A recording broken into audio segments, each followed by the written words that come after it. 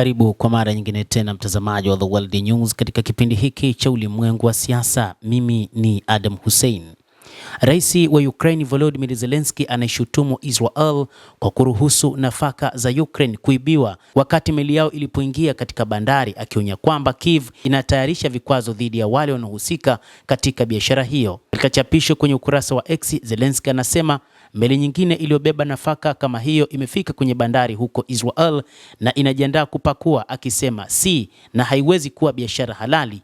Anaongeza kuwa mamlaka ya Israel haiwezi kufahamu ni meli gani zinawasili na ni mzigo gani wanayobeba. Matamshi hayo yanajiri huku kukiwa na mzozo mkubwa wa kidiplomasia baada ya waziri wa mambo ya nje wa Ukraine Andriy Sybiha kumwita balozi wa Israel hapo jana kwa kile alichokitaja kuwa ni kutokuchukua hatua kwa Israel katika kuruhusu shehena ya nafaka kuingia nchini humo kutoka Ukraine inayokaliwa na Urusi.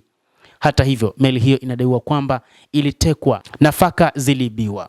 Kulingana na ripoti ya gazeti la Haaretz, meli ya Panomitis iliyodaiwa kubeba nafaka kutoka maeneo yanayokaliwa iliyokuwa ikingojea kibali cha kutia nanga Haifa na shehena 4 sawa tayari zimepakuliwa nchini Israel mwaka huu.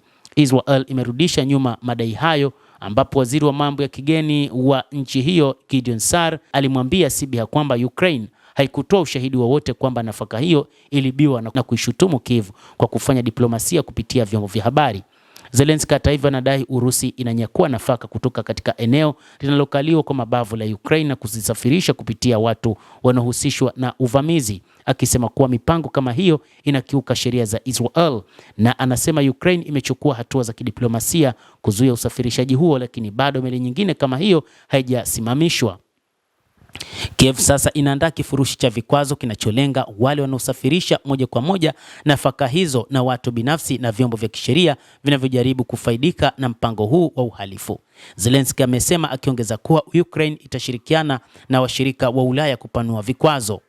Jana usiku Umoja wa Ulaya vilevile ulionya kuwa huenda ukawawekea vikwazo watu wanaohusishwa na ripoti za meli za nafaka za Urusi kutia nanga nchini Israel. Ukraine inategemea ushirikiano na kuheshimiana na kila nchi. Zelensky anaandika, tunatarajia kwamba mamlaka ya Israel itaheshimu Ukraine na kujiepusha na vitendo vinavyoharibu uhusiano wetu kwa nchi mbili, anasema, huku akisisitiza nia ya Kiev katika kudumisha ushirikiano ikiwa ni pamoja na usalama wa kikanda.